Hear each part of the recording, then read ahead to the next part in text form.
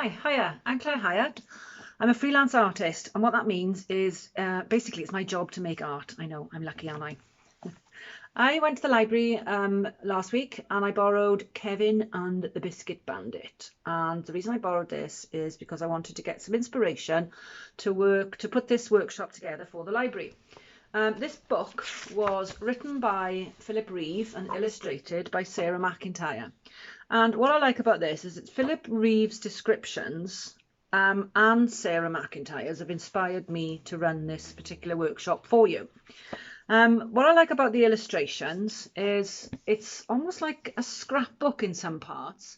If you look, there's lots of text, there's lots of writing, there's, you could stick things into it as well. So we're going to produce kind of a scrapbook response to this lovely story.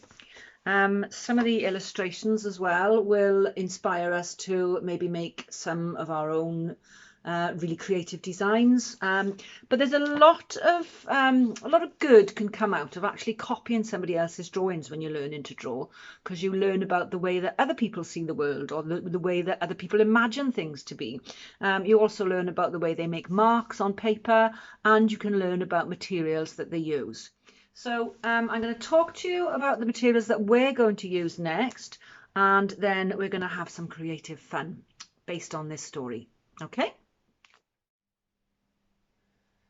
the first thing we need to do before we can get creative, well, this is being creative actually, is make our own little scrapbook to put it in. So you don't have to rush out and buy anything. We're just going to take one sheet of paper and make a little book out of it. Now, if you have a sheet of A3, that would be best. Because if you use a sheet that, like you print your homework out on just for the photocopier, or your printer at home, then the book is going to be quite small. That's an A4 size, an A4 size piece of paper. That's what the book looks like. So if you want a little one like that, if you compare it to my hand, you can see how small it is. Great, that's fine. If you want something slightly bigger, if you're like me, you work a little bit bigger and you've got lots more room then to stick lots of things in and do more drawings, then that is made out of an A3 sheet of paper. If you don't have any A3 paper, what you could do is stick two sheets of A4 together. I recommend you do it with masking tape rather than sellotape, because sellotape, because it's shiny, sometimes your felt pens or they don't work on the top of it, so it might get in the way. So I'll show you how to do it with two pieces stuck together. First thing you need to do is you take your paper and you fold it in half so that it's the long way round. So on landscape orientation, fold it in half that way. So you've got a crease down the middle long ways. Okay, then you need to turn it around so you've got it on portrait orientation, and then you fold it in half that way. It's going to be a little bit trickier with the tape on it, but we'll get it, don't worry. So it's quite important to get the creases flattened when you're doing this. So you fold it that way, but now we also fold it that way again. So a second fold in that direction. Don't forget to flatten your crease. So when you open that back up, what you've got is 8 little boxes. Okay, what you need to do then is you take a scissors and you need to cut down this middle crease, but you only go as far as that gap there. Okay, don't go all the way, otherwise you're just going to end up with 2 long pieces of paper. So we cut along the lines, but we stop at that crease for there. And then you've got a piece of paper that's got a mouth. It talks to you. So what you need to do then is you pinch the corners and then push it together so the mouth opens up, and then these 2 edges join up like that. It's not going to be perfect because the paper is a bit flimsy. It's better to do it with thicker paper, but it works just as well with your photocopy paper. And then you need to push it all in like that.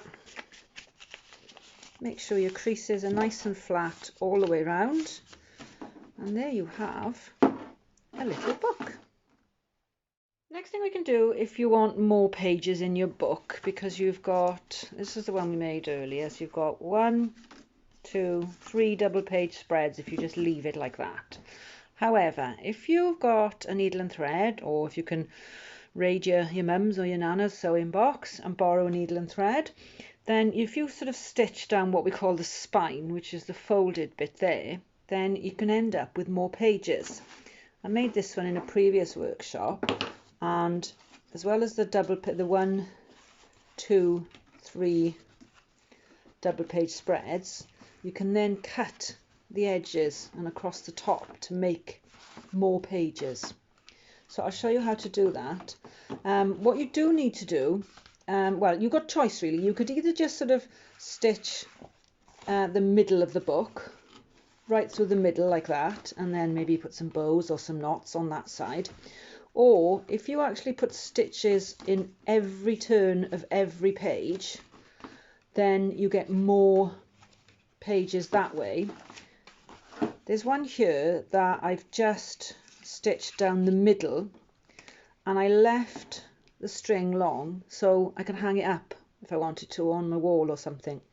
But what happens when you only stitch down the middle and when you don't stitch in these parts, it's actually quite interesting, is when you cut the edges and the top, which I'll show you in a minute, you get some longer pages.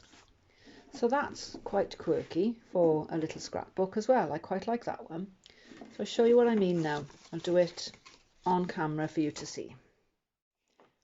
Okay, I've got some nice thick thread, and I've used what we call a darning needle, and that's got a nice big gap to put the thread through.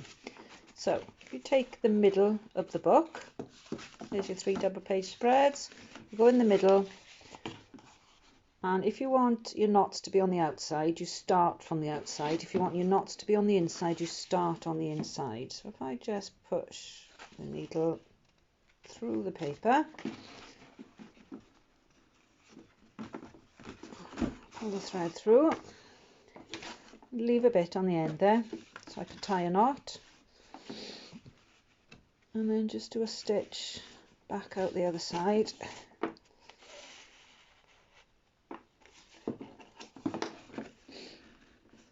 And tie that together so I don't pull it through.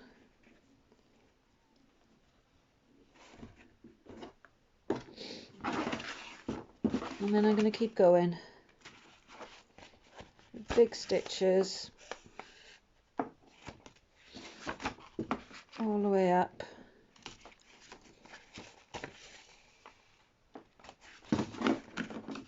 to the other end.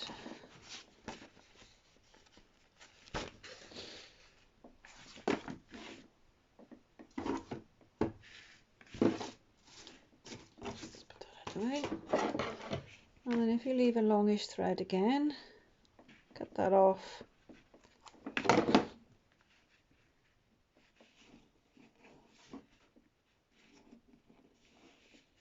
You can tie a knot.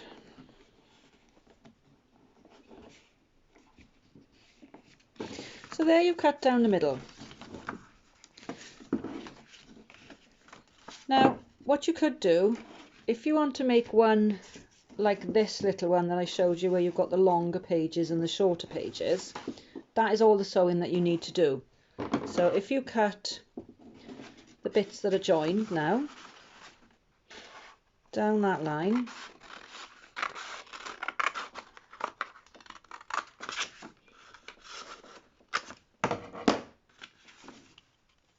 then you've got an extra page and it folds that way. So that's really nice if you wanted to do something a little bit bigger. Same again then, if you cut down the middle there, you will have an extra page.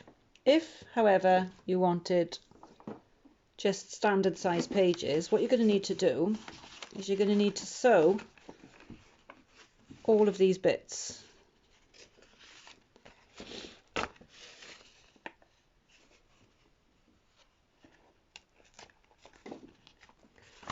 I'll just put a stitch in the middle there, that should do it. Tie that off.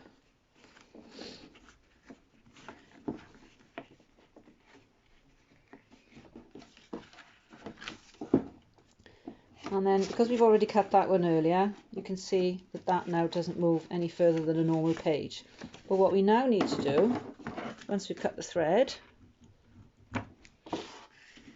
is cut across this top bit.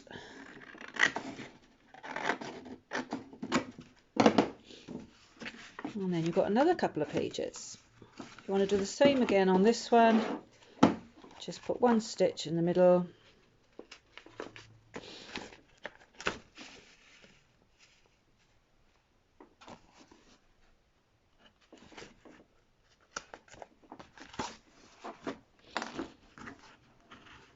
Tie that.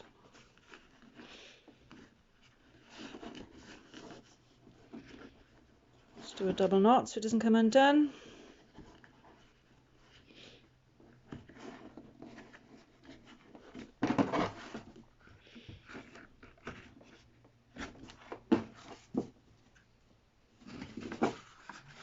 Cut down these lines.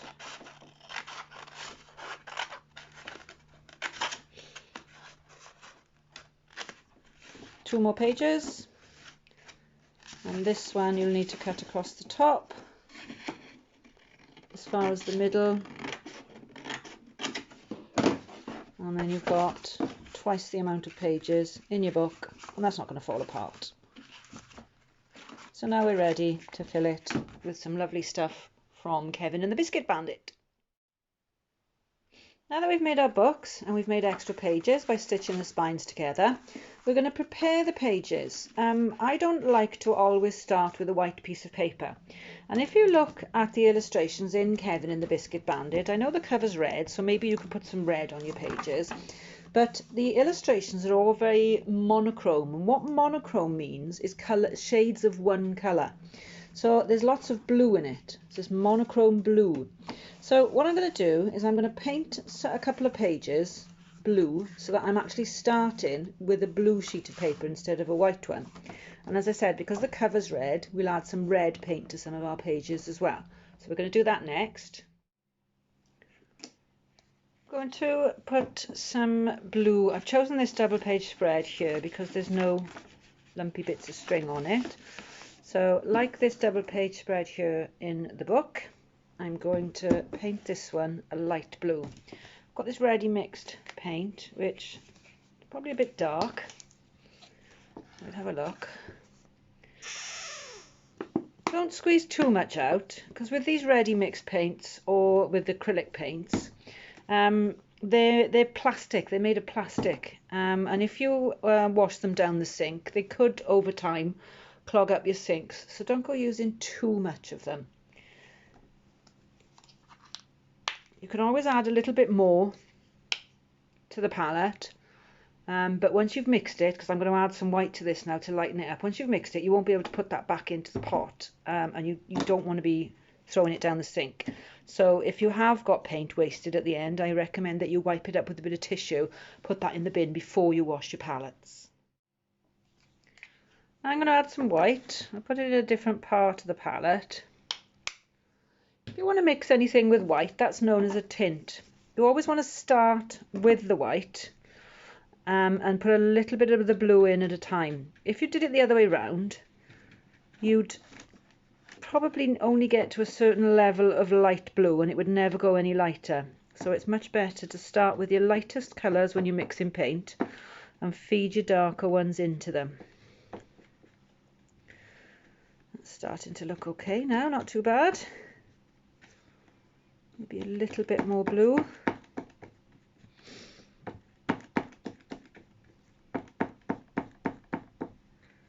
See, there's quite a lot of blue left that I haven't used, so it's very easy to squeeze too much of it out onto your palette. Let's make it a little bit darker to use up some of that blue rather than waste it, shall we? Okay, to make that go spread a little further, just add a little bit of water to your mix. And then that should flow quite nicely across the pages. See the size of the brush that I'm using? If you want to cover quite a large area quite quickly, you're much better off using a bigger brush. If you use a small brush, not only is it going to take longer, but you're going to end up with marks on the page that you might not want. And those marks, the lines that the brush makes, might end up having a bit of an argument with the marks that your pens or your pencils make when you put it on top of it. I'm going to turn this around because I'm left-handed and it'd be easier for me to reach rather than reach over the whole thing. A little bit more water, and then we'll spread the rest of the paint on that side.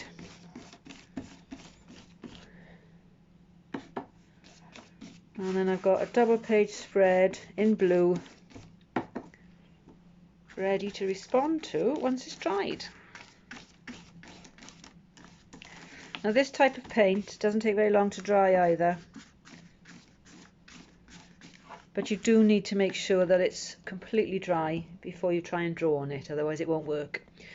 Also with your brushes, you're better off, you can clean them in water to a certain extent, but once you've finished with them, before you put them away, always wash them with a little bit of washing up liquid or a bit of soap and water, just to get that last bit of paint out, and it prolongs the life of the brush as well. It makes them last a bit longer.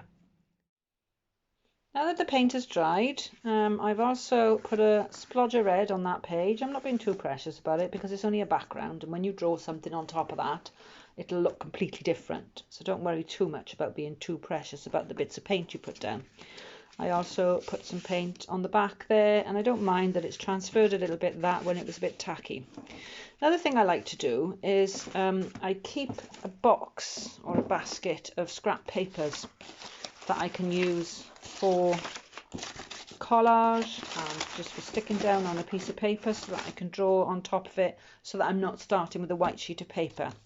And in my scrap box I found some things like these little frames. So I've cut out one and I've stuck it on the back cover, and then I found a different one as well which I've stuck on the front cover. You know, you could draw your favourite character, or you could write some credits or something like that. You know, this book was made by, you put your name in the back there. I've also taken inspiration then from inside the front cover, which is what gave me this idea originally, because it looks, like I mentioned earlier, like a scrapbook page. And what I've done then in the inside of my front cover is I've stuck a couple of bits of pattern paper down, and then I've drawn, you know, if you don't have things like this to stick in, you can just draw your own boxes. So where it says Lost Cat Sweetie Pie there, I've copied that, I've done the pins, and then I've left it blank to put my own choice of character in. I've also done a frame there like they have around Police Constable Golightly and Sergeant Gosh. So, you know, you can draw your own. What we're going to do next, now that we've sort of prepared lots of different backgrounds and we don't have to start with a piece of white paper every time, we're going to work our way through the book and take inspiration from the illustrations to start filling it with some lovely drawings and collages and paintings. What I've done is go through the book and look at the pictures and be inspired by the story, and on this page I thought it'd be a nice idea to take our books and to draw a landscape that you'd like to fly over if you were on Kevin.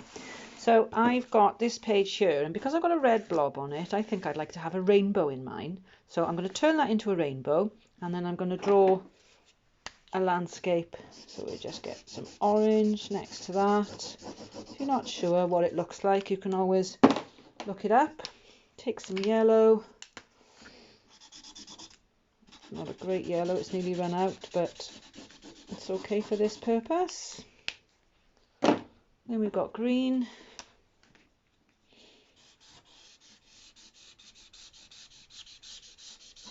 I'm just doing it very loosely, very sketchy.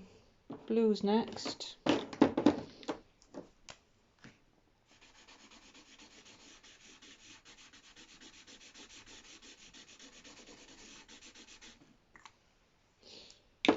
And then we've got the purpley colour. So I put a quick rainbow, and then I might, I quite like that landscape. I live in near a mountain, so I'm going to copy that underneath, and I'm going to do it with a felt pen. So we just start in on this side here, we put the mountain in. And we've got this mountain with the stones. I'm going to take this across a double page spread as well. I'm not going to worry about having one neat drawing on one page. It makes it much more exciting to look at when you've got lots of different things going on. You can get a really exciting piece of work. Let's have a That cloud can sit behind the rainbow over there. We've got some, it looks a bit like Stonehenge, doesn't it, on the top of this mountain here? So they've had quite a journey. So we just put some little stones in there.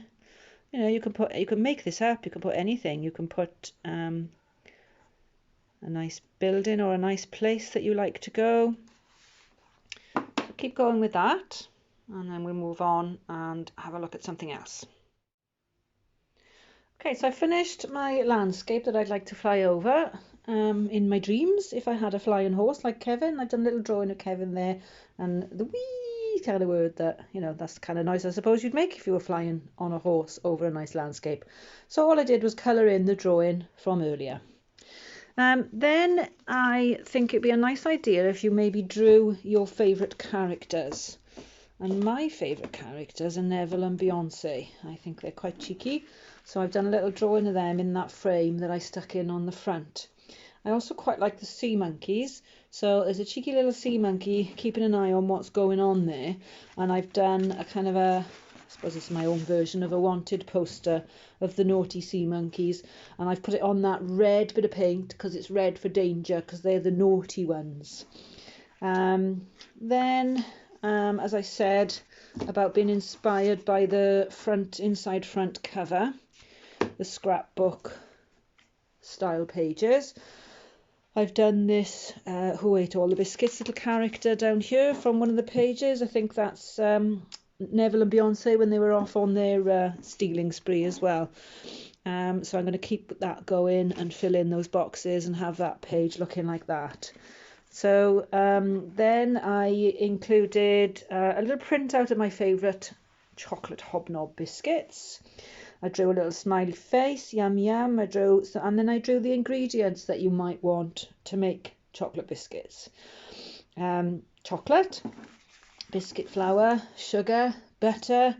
I'm sure there are other things, especially in hobnobs. You've got oats, but that's another nice sort of colourful double-page spread that has been inspired by this lovely book. So there's still a few pages to fill, but as you can see, it's turning out to be quite a nice little scrapbook that hints at lots of elements of the story and some of the illustrations. So I'll do a bit more now, and then I'll come back and show you what I've done. Some other ideas though, just to keep you going. Write some onomatopoeic words. Now that's a big word, onomatopoeia.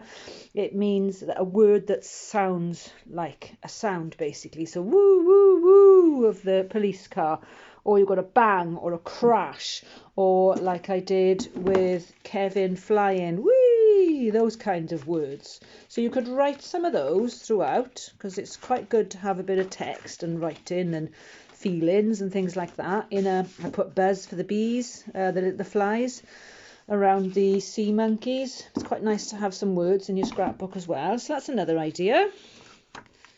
We've done that one. You could, oh there we are, there's the biscuits. Draw, paint, stick in a picture of your favourite biscuits and illustrate the ingredients to make the biscuits. Design your own spooky mansion and design a hat for Misty. That's a good one. That's a nice chance to be creative. Draw your own police identity lineup, or you could cut photos out and make your own police identity lineup with members of your family. Make a wanted poster of your pet. I did a wanted poster of the sea monkeys. Make a sign to advertise biscuits that you think you would like to design. What name would the biscuits be? What type of biscuits would they be? What colour? Draw some cheeky sea monkeys on various pages, like I've done them popping up here and there. You could draw different sized flying horses through your book and have draw lines to show that they're moving, so you know, flowing sort of swirls like that, a bit like I've done with the lines, the bzzz of the flies.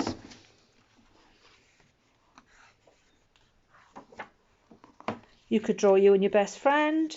You could draw a map showing where you'd fly on an adventure on a flying pony. So lots of ideas there, and I'm sure you can come up with your own from other pages and some of the text. And don't forget to do a bit of copying of some of these illustrations by Sarah McIntyre. You learn a lot about drawing, as I said earlier, by copying. So I'll show you a couple more pages before I sign off, once I've done a little bit more.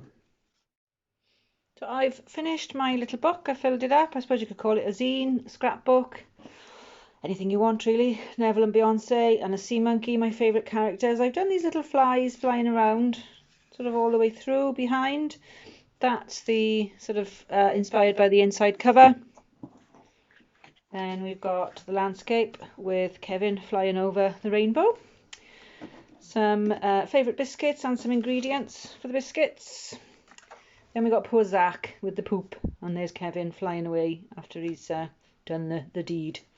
Poor Zach. All the flies flying around.